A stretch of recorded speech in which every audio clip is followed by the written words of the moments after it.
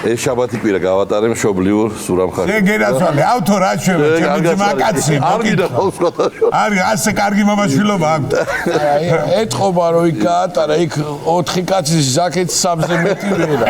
ორი დღე არ გამოფხიზლებულა მართლა და ძალიან საყვარელი ბიჭები არიან. ერთ-ერთ ქონდა განსაკუთრებული იუმორის ნიჭი რა და ზაზიკაშვილი გიგა ჩვენი მეგობარი ძმა და ისყვება რომ ბაზარში შევედიო კურტკის საკითხს ზამთარი მოდის.